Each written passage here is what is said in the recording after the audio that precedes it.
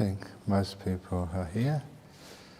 And I wanted to continue on this morning with a little bit more on dealing with the problems in meditation, because there's a few which I hadn't covered yesterday and which are very important in order for people to enjoy the meditation as much as possible, because once you know what the problems are, you know where they come from, they're pretty easy to actually solve.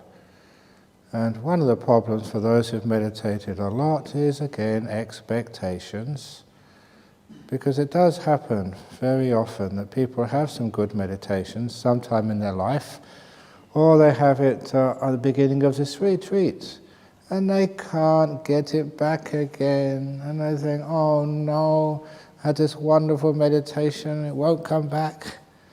And it's very obvious the reason why is because we have expectations. We want it to happen. Underneath our meditation is a very, very strong desire to get something, which means the mind can't create the sufficient amount of stillness for those states to arise. So instead of actually sitting under the tree, just being still with your hand open, waiting for the mango to fall, you're looking up, come on mango, when are you going to fall? I'm sure it's going to happen soon, which means that nothing ever falls. So whenever you've had a nice meditation, and it is difficult to get back again, it's the expectation which is a major problem there. You expect, oh, it's happened once, it's going to happen whenever I want it to. And please remember that you're not in control of the mind. So the mind will not just give you all these amazing experiences at your wish and control. Your job, and the only job you have, is to create the causes and conditions. And then these things grow by themselves. In just the same way a person plants a garden, you can't say, oh, may all my flowers bloom today, because I really need them to sort of, Valentine's Day tomorrow, I'll have to give it to my wife. Please, please, please come out tonight, roses. They won't follow your agenda. We all know that in nature, it has its own causes and conditions. The flowers, the trees, whatever, they grow according to their natural laws. And they are totally independent of what you want and when you want it.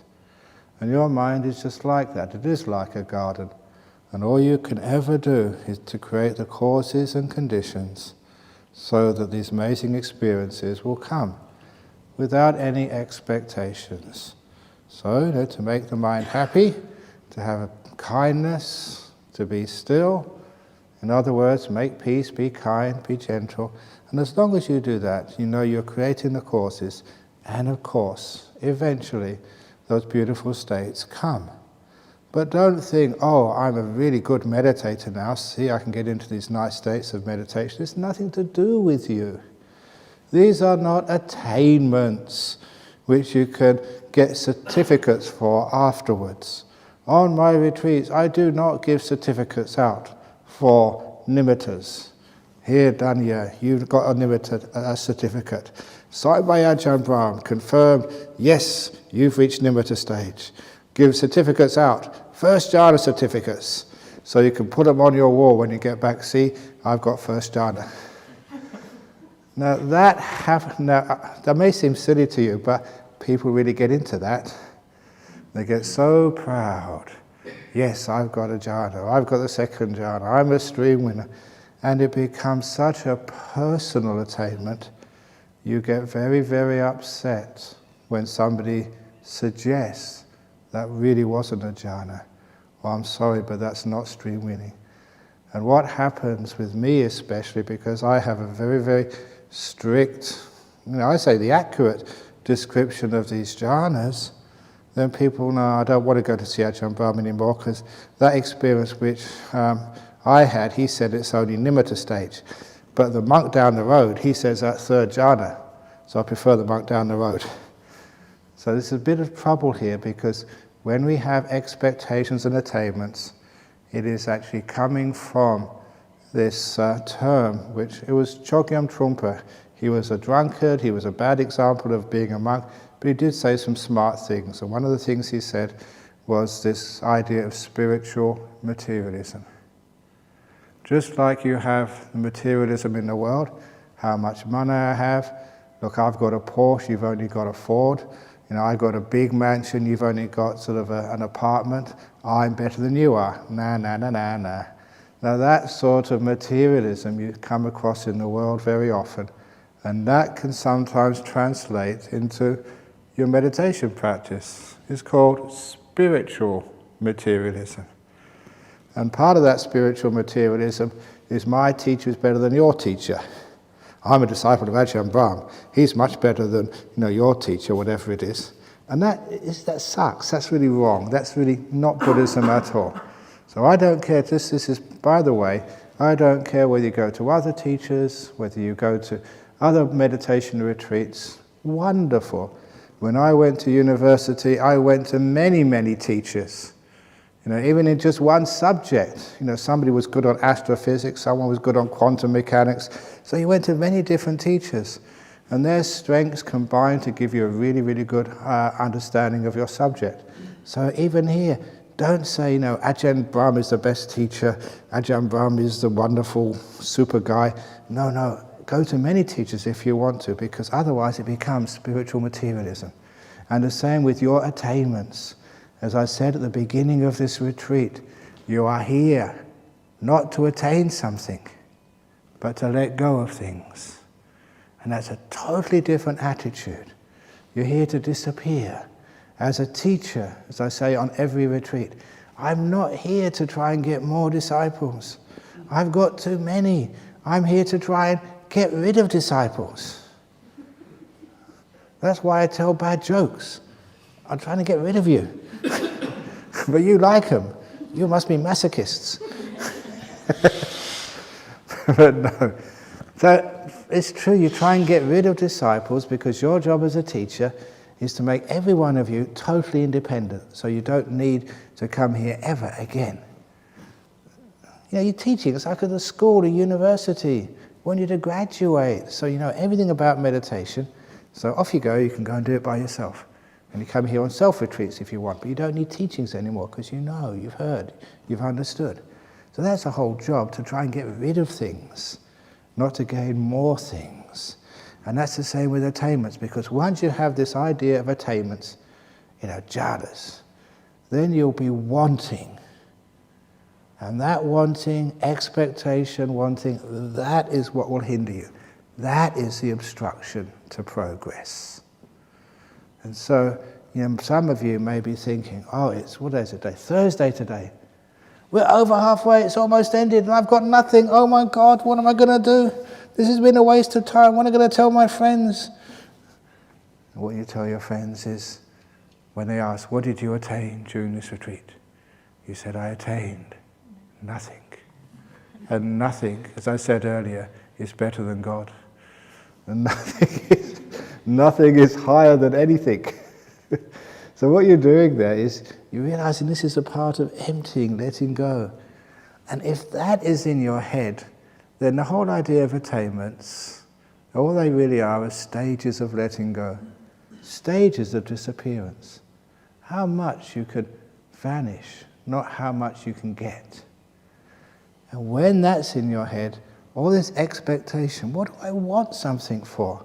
I'm just accumulating more rubbish in my already overloaded brain. My job is to let go of things. Let go of all expectations. Or let go of all wanting to be somewhere else or somewhere else. Now, that is part of letting go. So, you will find in meditation one of the biggest obstacles is wanting, or to put it in another way, wanting to be somewhere else. And this is, again, expectations, it is desire, it is ill will.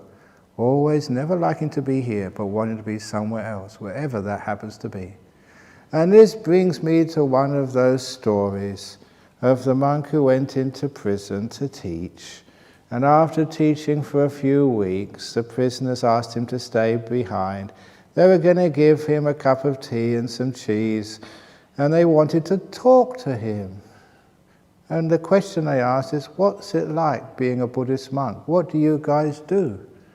And when he told these prisoners of the ascetic life of a Buddhist monk, which is sleeping on the floor. I've got a bed here, but I sleep on the floor back in monastery.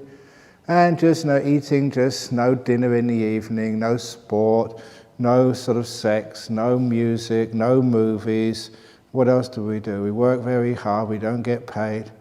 And when we actually told these prisoners about what a monk does and how ascetic it is, these prisoners were so shocked because they liked this monk. And without realizing what they were saying, one of the prisoners uttered these memorable words to his friend, this monk. He said, "That's terrible in your monastery. Why don't you come in here and stay with us instead?" They said that. And they really meant it, because in a prison you get more than 3 meals a day. And they've told me the breakfast, you think you've got lots of breakfast here, you should go to the jail down the road. Bacon, eggs, pancakes, a congee, whatever you want, it's there. And it's the same with lunch and dinner. If you want to be a vegetarian, you can be a vegetarian. If you want to eat a cow, you can eat a cow. You can do whatever you want. And there's TVs in your cells, and probably many channels as well.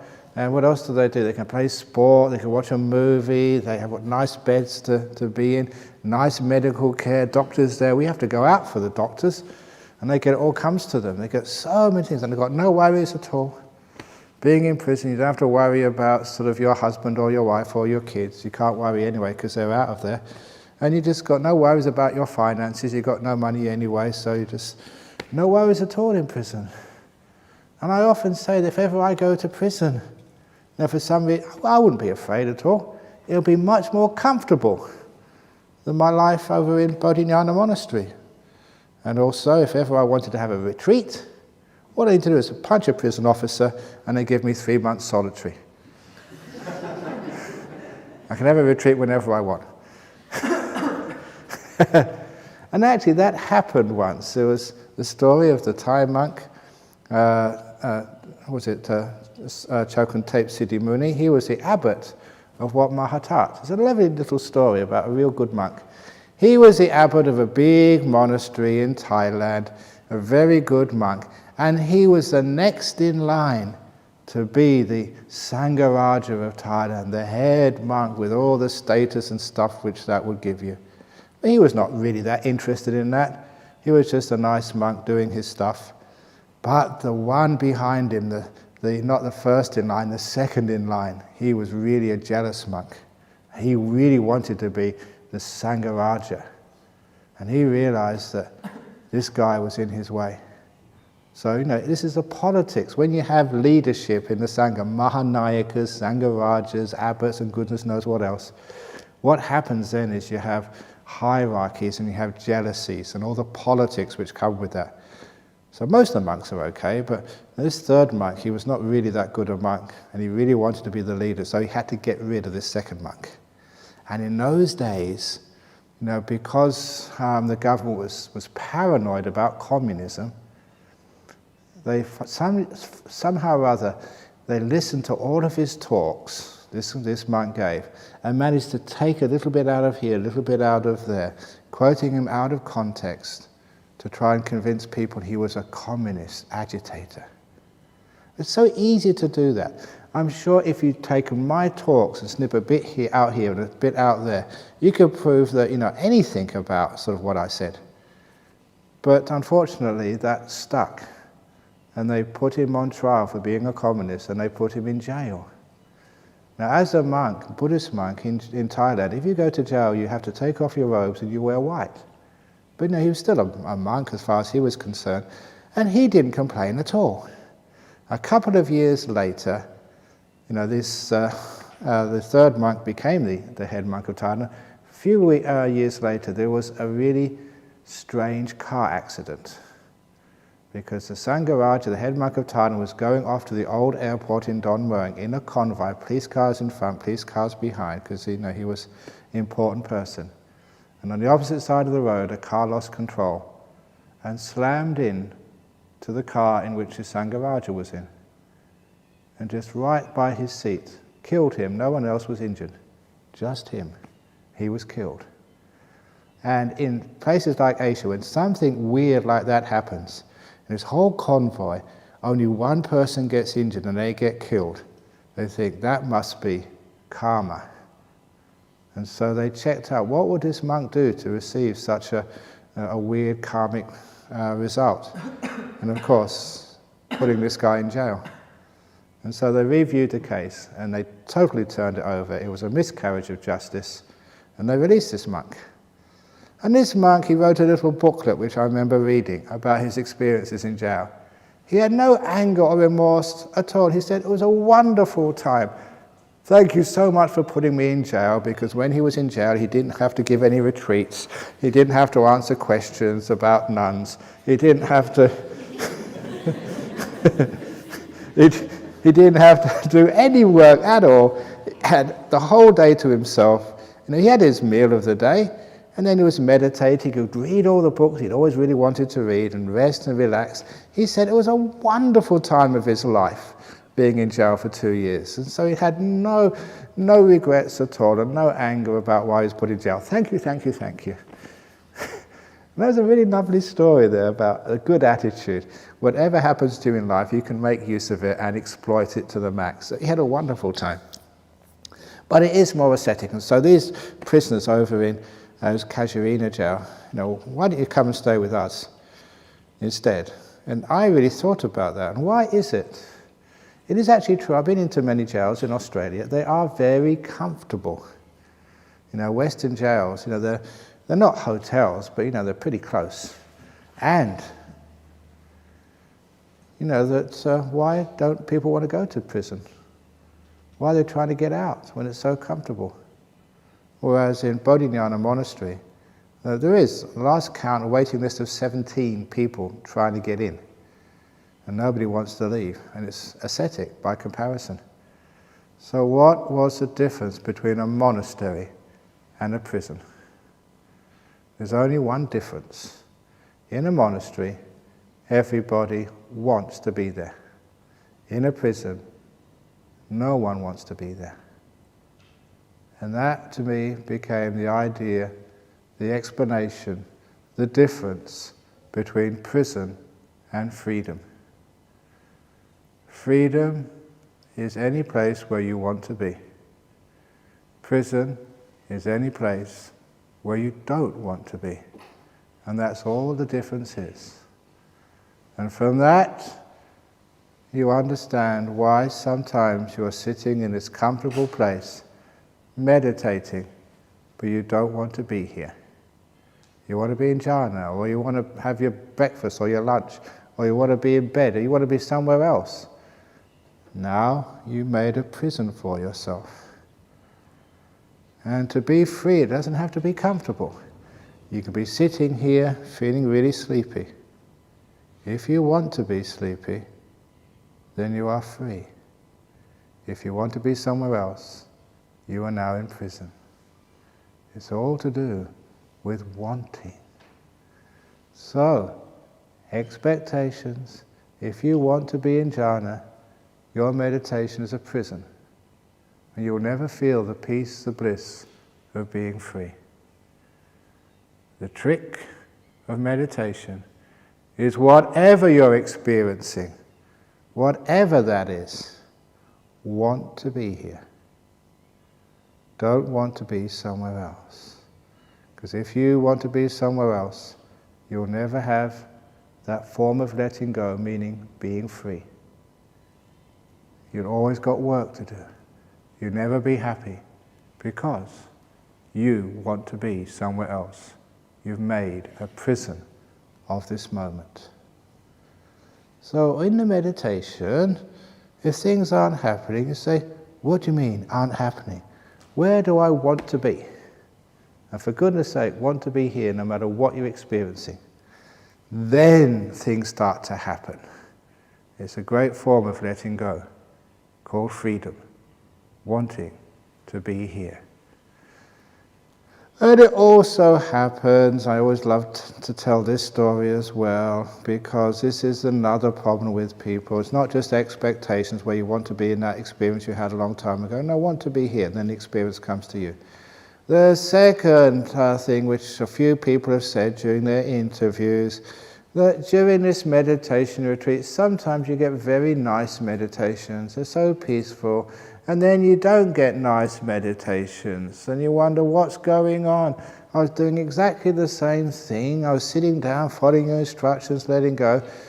One day it works, one day it doesn't work. Why? And the answer is that there is no such thing as a bad meditation. They all work if you understand the big picture. And the big picture is explained by the story of the migrant who came to Australia and got a job on a building site and worked hard all Monday, and at the end of the day he went home. His wife said, "Did you make any money?" He said, "No, they didn't pay me."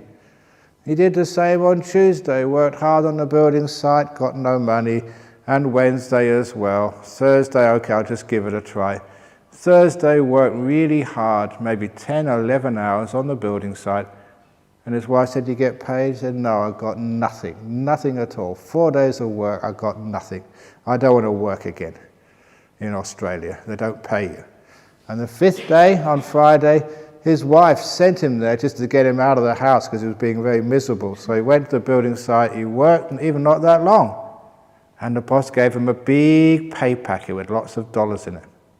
And when he went home, he was smiling and happy, and he told his wife, "I figured it out now.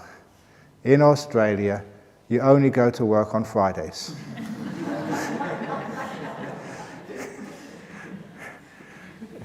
Now, that might sound funny, but that's what you do in your meditation. You want a pay packet every meditation. You know, you want to get bliss. Yeah, I got bliss meditation today. You got paid, it was Friday. Now you have to go back to work. In other words, you know, these meditations, they don't work. You've got to learn, you've got to experience, you've got to let go. So much stuff. But then eventually, you put in enough hours, and eventually you do get the pay packet. And if on this retreat you haven't got a pay packet yet, don't worry, I guarantee the check's in the mail. That's what they say. It'll come sooner or later. So that stops all the expectations. You see the big picture. You're building up steam, you're building up your credit, you're building up this ability to let go, to be peaceful, and things are going to grow. They have to grow. I know they grow because I understand how this works.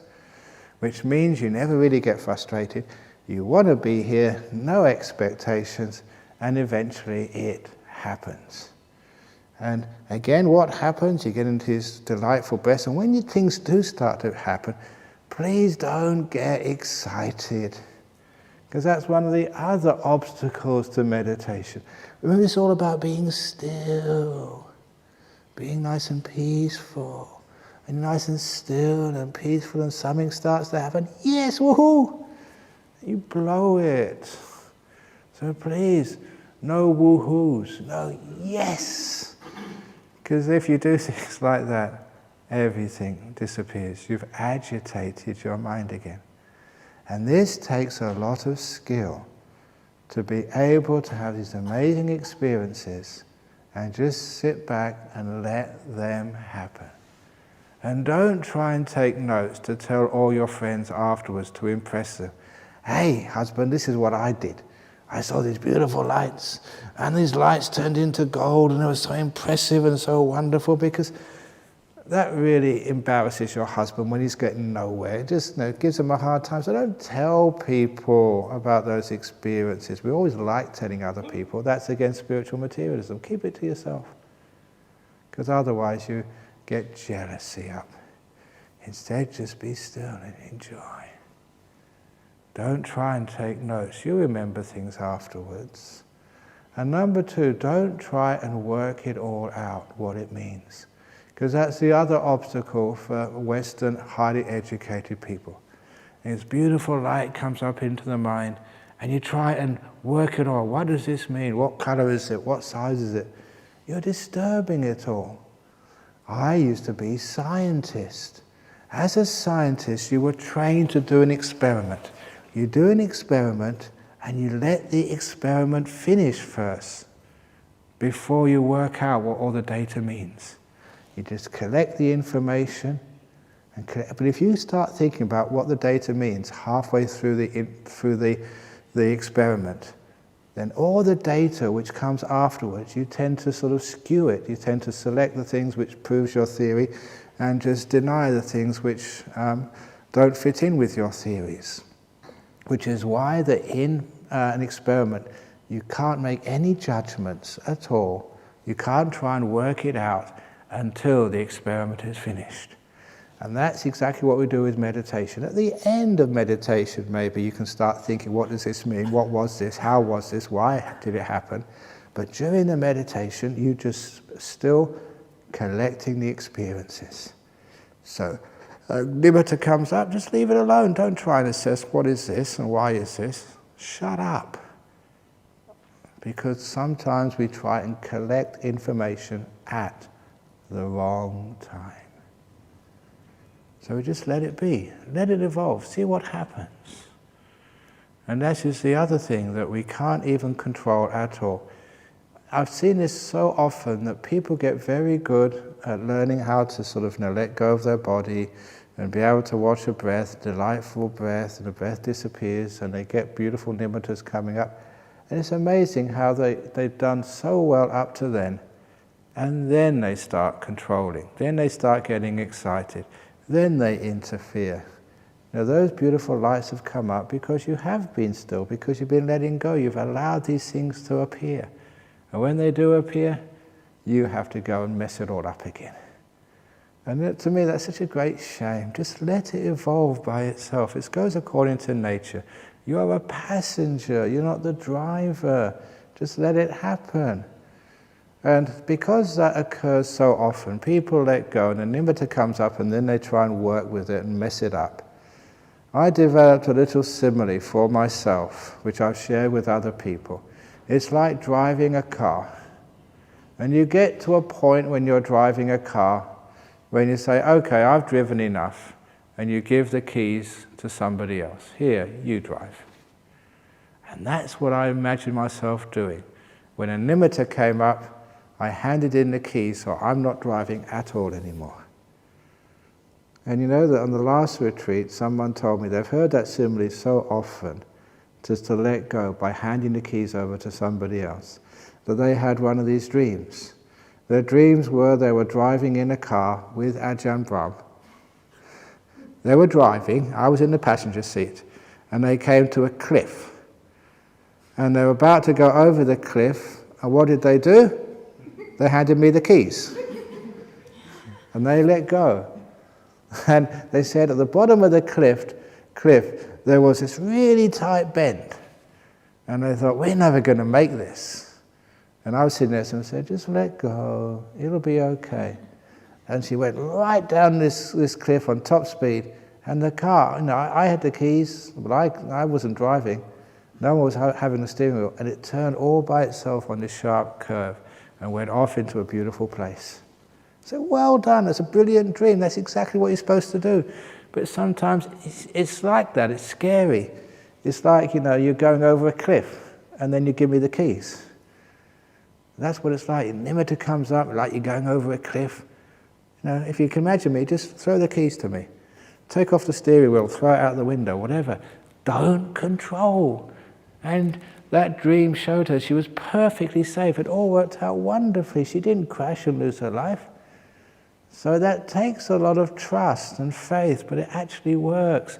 You only start to control again because of fear. The fear that things will go wrong. The fears you will crash. The fears that you'll go crazy or something. You don't go crazy, you just get enlightened, that's all.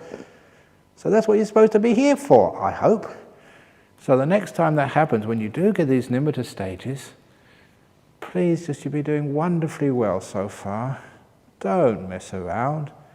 And if you do have difficulties letting go when there's a lot of power and lovely stuff coming up, imagine, take the keys out of the car, throw them out the window, or give them to me, so you can just totally let go. and see what happens. And of course, you have the time, not the time of your life, the time of your many lives. A great opportunity. Now that just brings me up to talking a little bit about the Nimittas, about how they work. And this is actually just what happens to people, as long as you go the right way, follow the instructions, which is, just sitting down, relaxing, not using effort, because if you use effort in the beginning, too much effort, you just get addicted to that controlling and the effort. A little bit of a nudge here, a nudge there is fine at the beginning. But then once you get into the breath, if it doesn't actually come up because you choose to, it'll come up naturally anyway. Just watching the breath go in, the breath go out. The joy must come up somewhere. It's just a wonderful thing, so peaceful, so still.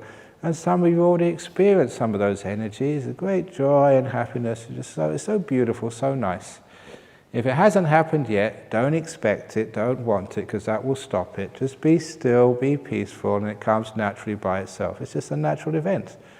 And once it starts to get happy and still, you don't have to use any force to watch your breathing. You don't have to have willpower, because it's just beautiful. You can't stop yourself.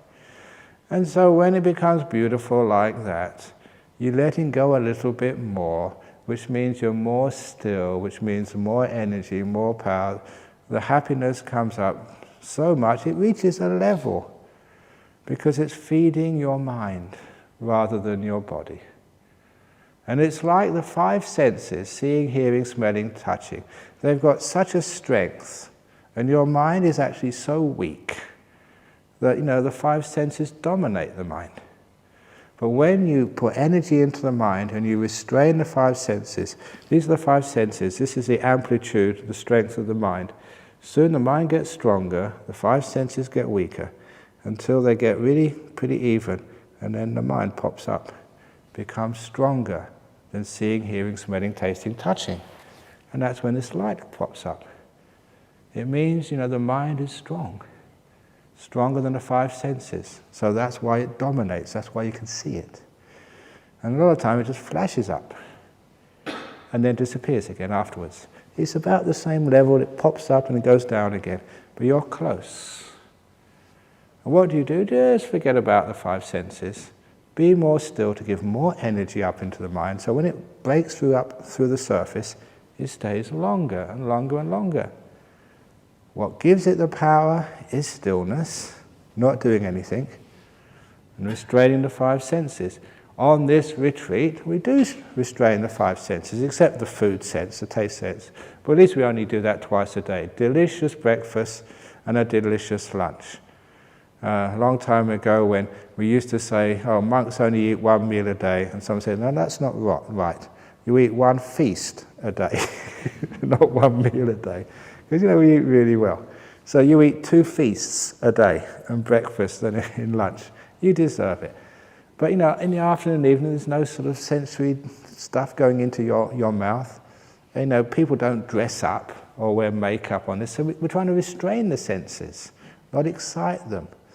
And don't be afraid of nature, because nature is a very calming sense object.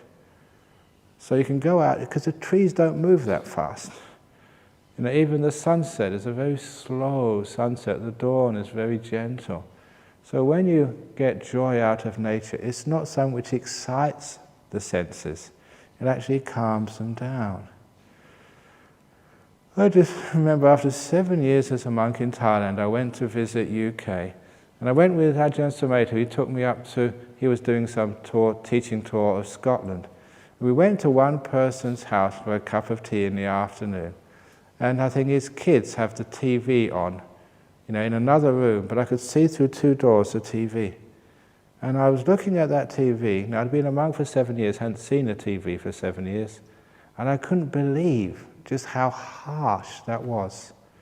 The colors, it was so fast, every frame was moving so quickly, and it just gave you a headache. This is just so hard and so sharp and so oppressive. Of course, you get used to it when you see it every day. But if you haven't seen a TV for 7 years and you see it for the first time, it is just, it's a torture to your brain. It moves too fast. Nature, however, moves very slowly. It's very calming. It doesn't excite, it actually calms you down. That's why that is not a problem for you to go and watch a sunset or go for a walk in the forest. That's not sensory indulgence. That calms you down. So all here, 5 days, 6 days, 7 days on this retreat, your senses get very calm. And if you don't believe me, there was one guy here during a range retreat, during a 3-month retreat. That was Fabian with the ponytail. And he said, "No, I'm not getting anywhere." And I said, "Yes, you are." He said, "No, I'm not." I said, "Okay, I'm going to ask you the next time the car from the monastery goes in, go to a shopping centre. Go to the shopping centre, go inside, and then come and tell me afterwards." And then he came after and said, "That was terrible, that was such hell." I said, "Yeah, because you've calmed down so much. Now you realize how much you've calmed down on this retreat." He didn't realize it until because he goes to a shopping centre every day when he was at home. But when he actually been meditating for a while and then went to the shopping centre, he saw how hard that was and how harsh. Here you do calm down. So the 5 senses, they lose their power and they get weaker and weaker and weaker. At the same time, the mind gets more and more energized. It gets all of your attention, gets all of your mental energy. Until it gets to that point, the mind gets strong, the 5 senses get weak, and that is when you see these beautiful nimittas coming up. The shine of the strength of your mind. Now, the obstacles when nimittas come up, again, sometimes they're really, really powerful, because your mind is pretty powerful. When the 5 senses disappear, that's a great sort of mind. You get a bit afraid of it, because anything which is powerful, which you don't understand, you are afraid of. Just like Asian people, I can't understand them, they are afraid of ghosts. Just because you don't understand them. Ghosts are cute, ghosts are cuddly, ghosts would want to help you most of the time, at least they're just trying to get some help for themselves. They're not trying to harm or hurt you. But why people are afraid of those things is because they don't know them. They don't understand them. Same with these nimittas. You don't understand these things. That's why, this is way beyond me. That's why I have to talk about these things a lot until you get to understand what they are. So when they arrive, you know what to do with them. You don't get afraid of them. Let them come. They're beautiful. They're wonderful. And you don't need to do anything. They will stay. You know what happens to so many people when a nimitta first comes up? Yeah, it just flashes first of all. The ping pong nimittas, they just come and go. But then afterwards, some actually stays. But it's so common for, you've been meditating, a nimitta is over here somewhere. It's not central. It's just on the edge. It's like it's checking you out. Are you ready for me yet or not?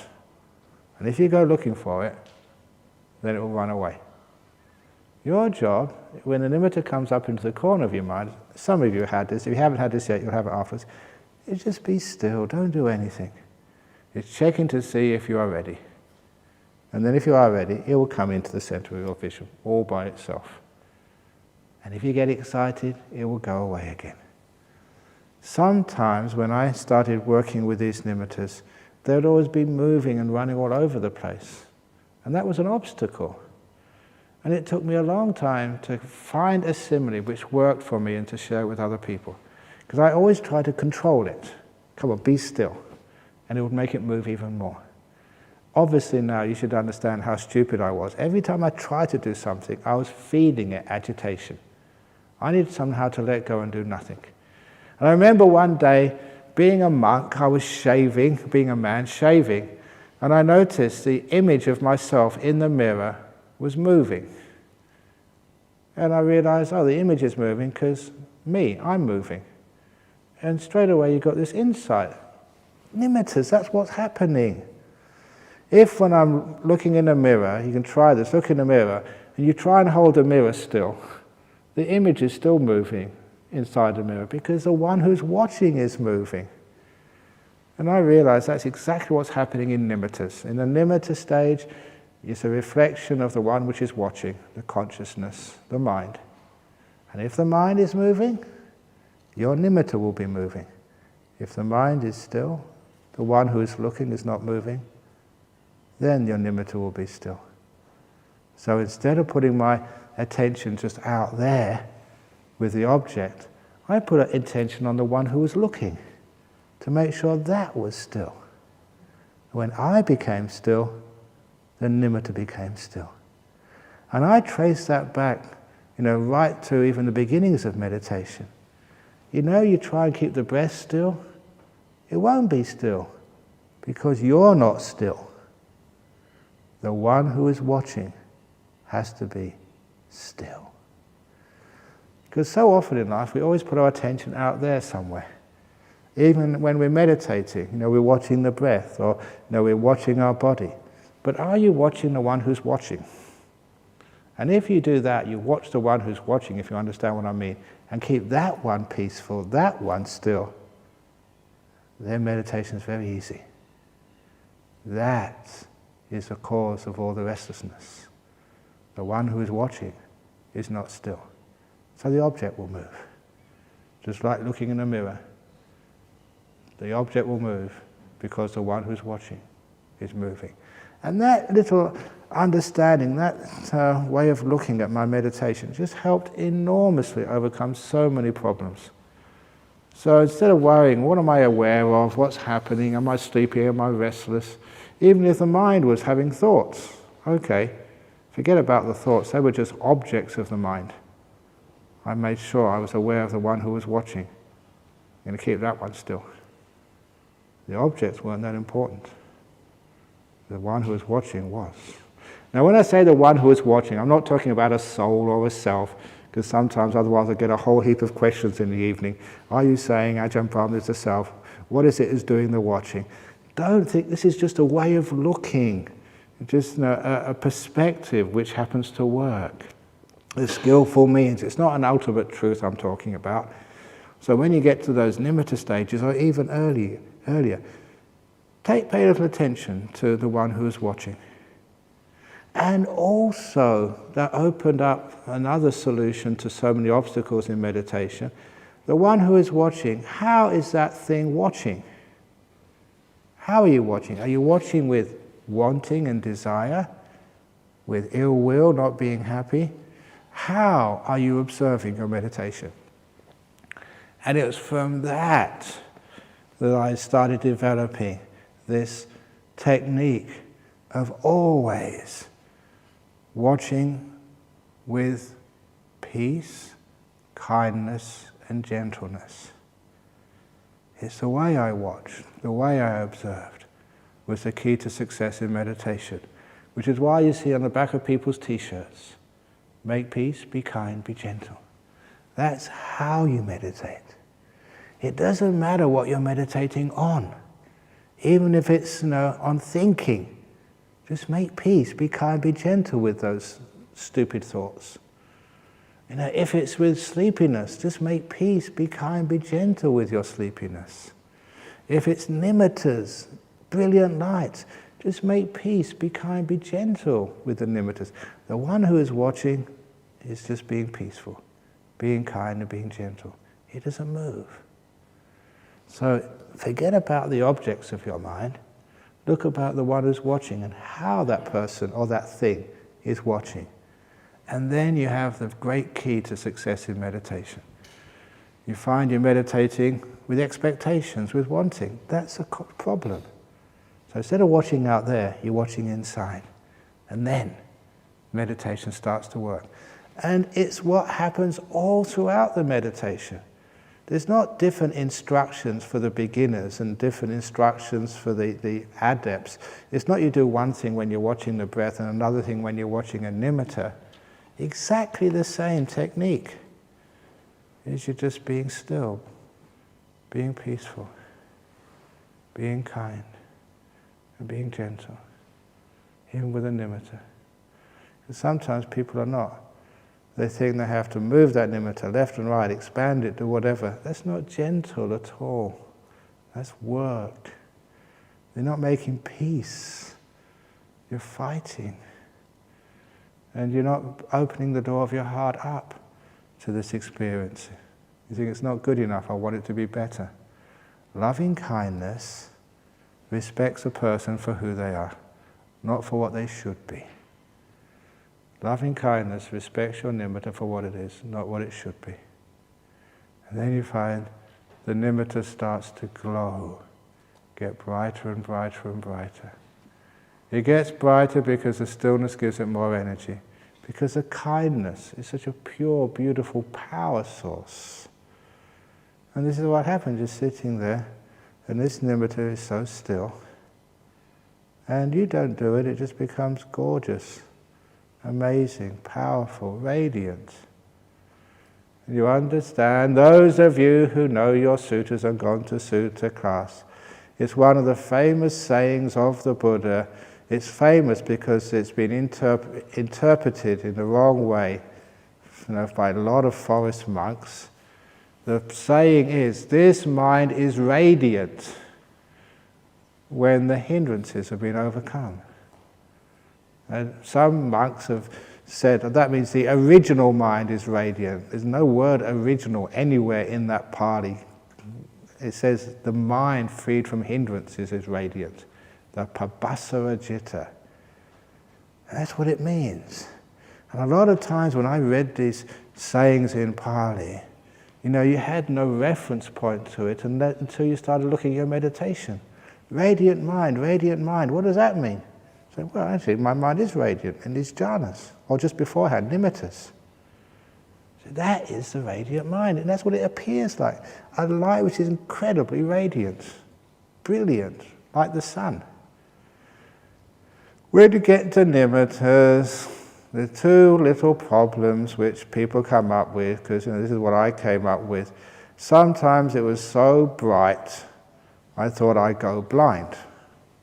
It's like looking at the sun. If you go out in the Australian sun and look at it, you will go blind.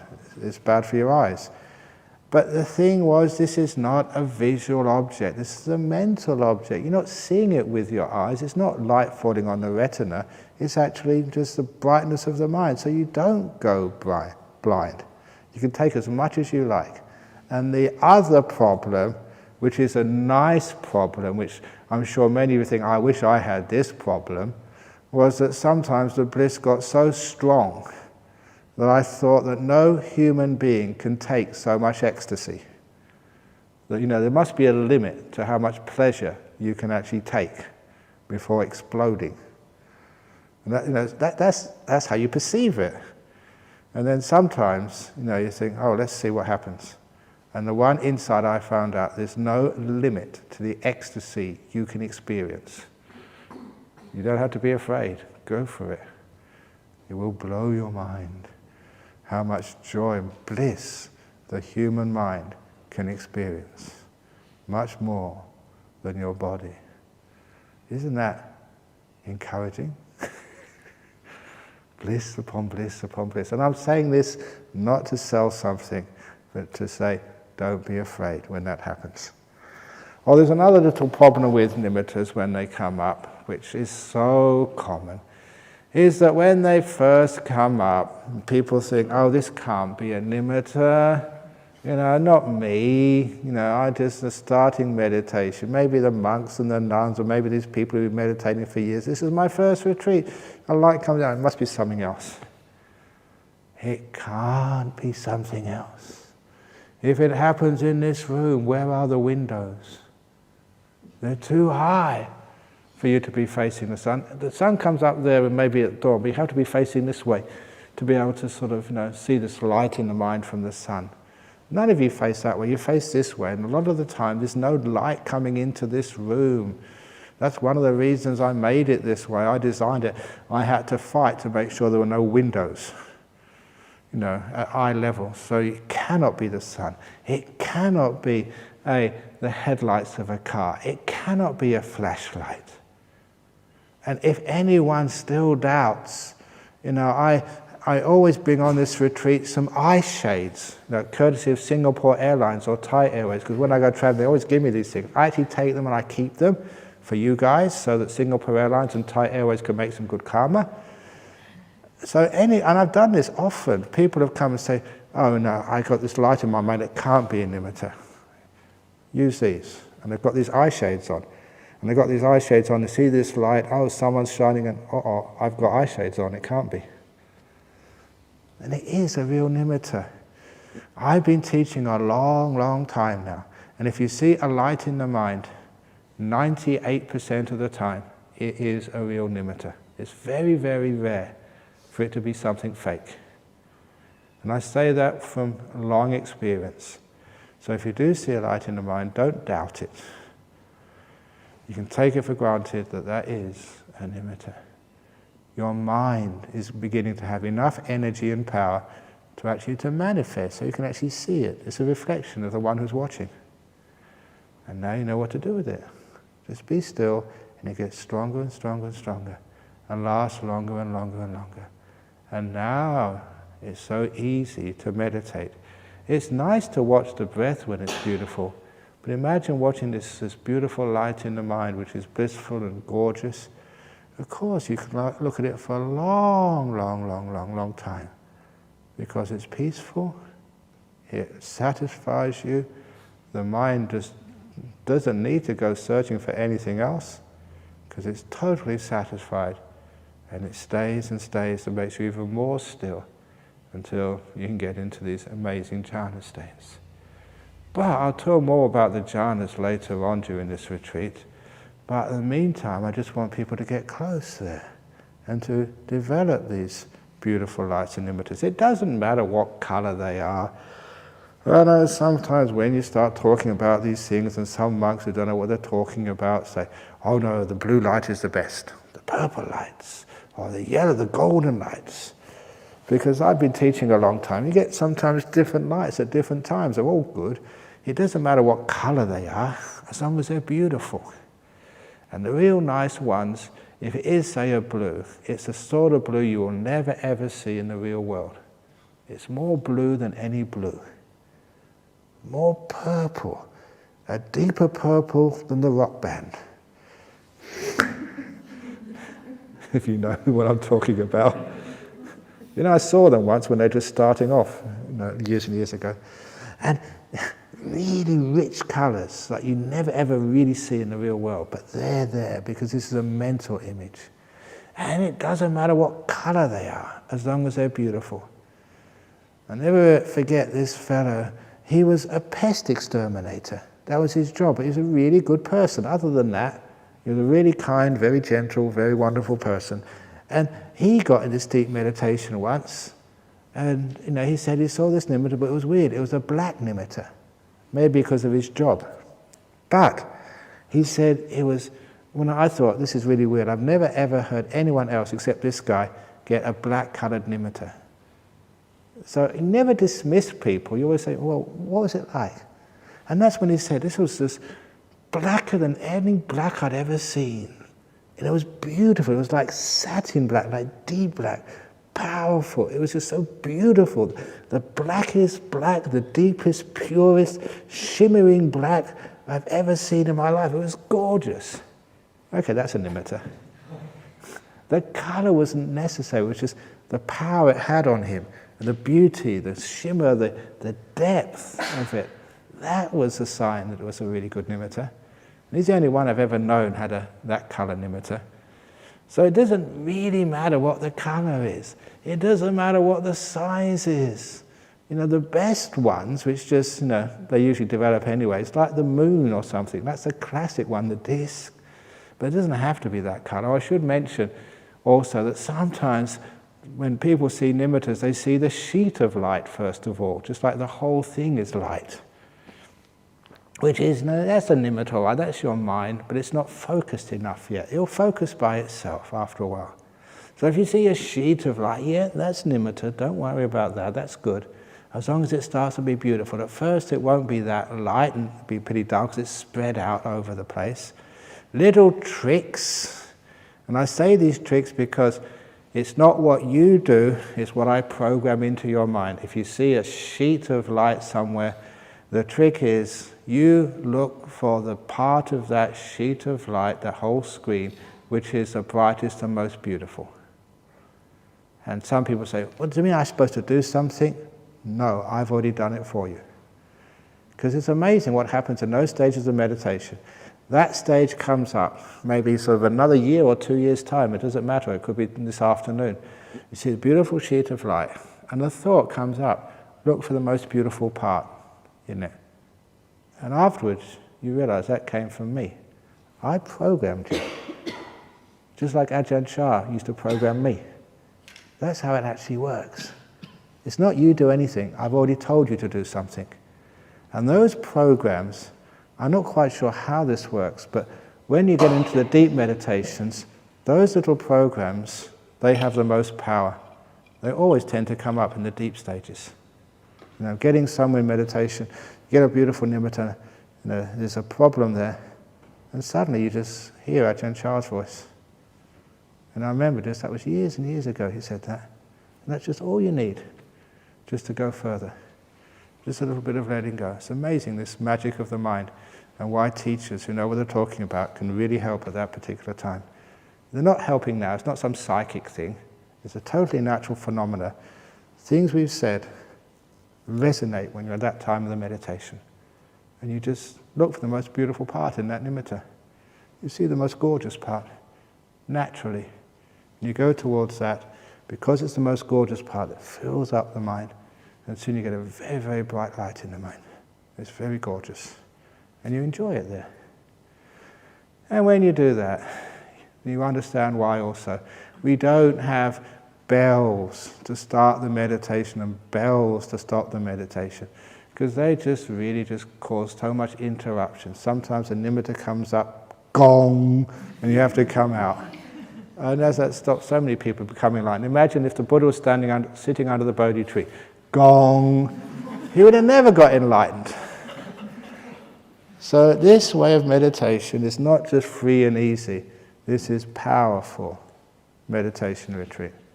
So if those lights come up, just you keep on going. Don't worry about your breakfast or your lunch or anything. Don't worry about coming to any talk. The reasons why you eat, the reasons why they give those talks are so you can get those stages, so you can experience the bliss and beauty of meditation. So don't throw it away for stupid food. If you really are hungry, and you just had a big nimitta experience or jhana, you just come and tell me, and I'll just go and ring out Pizza Hut or whatever and get a special delivery for you. In the evening at 10 o'clock, I don't care when, because that I want you to have no fear at all that you can actually just enjoy these states of meditation, because they're very worth it. And later on I'll say just how this works in with the insight. You say, well, these are beautiful states of meditation, but what do they mean when it gets to enlightenment? Yes, so what? You just blissed out, had this incredible experience. So what?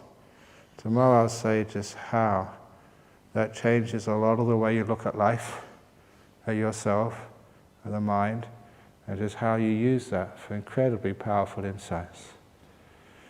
So many people in the world, they ask about the nature of the mind. Already somebody was talking about what is the mind anyway.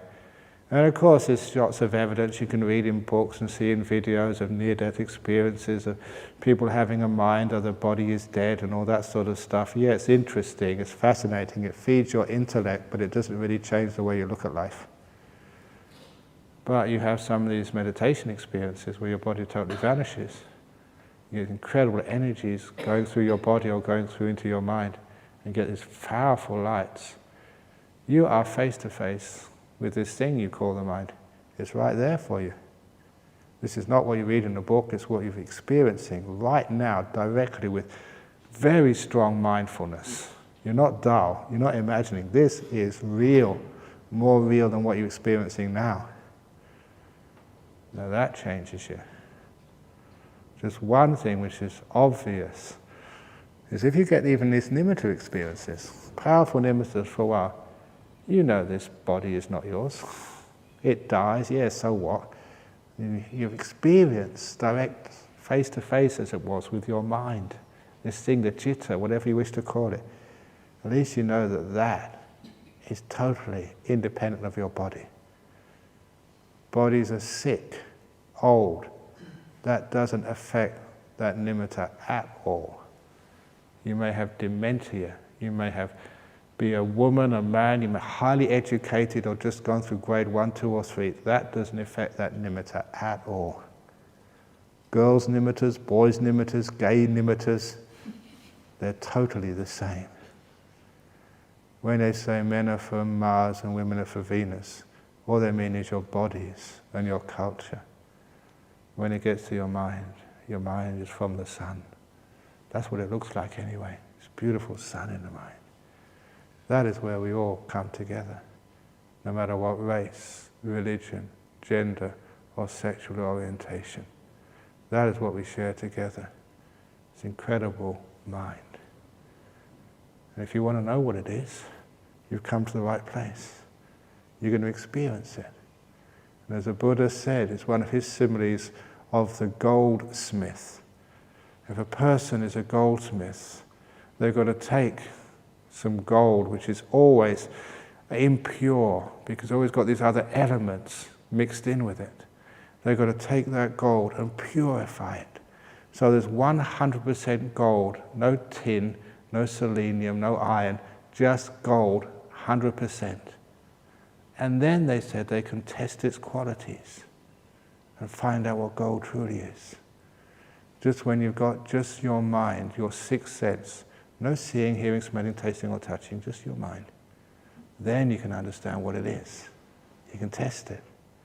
And the other part of that simile says, once you've got pure gold, it's an extra part of that metaphor. Gold, when it's pure, you can bend it, you can fashion it. When it's 100% pure, it's very malleable, people tell me about gold. If you've got any other elements, it's hard to bend, it's hard to sort of shape into things. But pure gold is really soft, in a sense you can fashion it. And he said that was like the mind as well.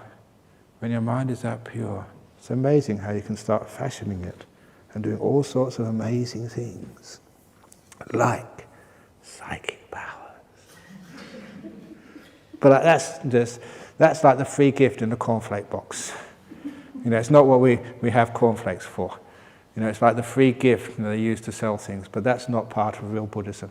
So just find out what your mind is first of all. And then, not only you have a great time, you start to learn something. The last little simile, just to make this very clear. Once there was an emperor, and this emperor was extremely powerful. But no one knew what this emperor was. Because every time the emperor appeared in public, the emperor had these big boots on, which went up to the thighs, had trousers, the bottoms of which went to the calves so they overlapped the boots, had a jacket, the bottom of which overlapped the top of the trousers, had long sleeves to the wrists and a high collar around the neck.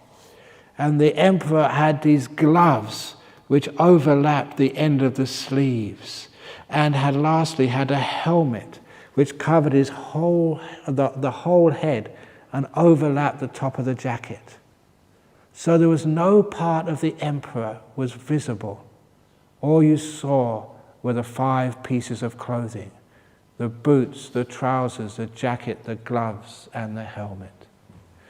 So when the emperor appeared in public, no one knew who the emperor was, whether it was a girl or a boy, whether it was old or young, whether it was Chinese or Indian or Caucasian or even Eskimo. No one could see the emperor, even though it was so powerful. And I think you understand the simile. The emperor is your citta, your mind. Incredibly powerful, but you've never seen it. You don't know its gender or its age or its race. And the only way you can find out is to take all those 5 pieces of clothing off.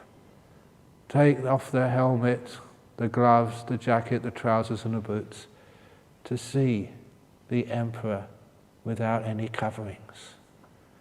You take off seeing, hearing, smelling, tasting and touching, and all the thoughts connected with those 5 senses, until there's nothing left.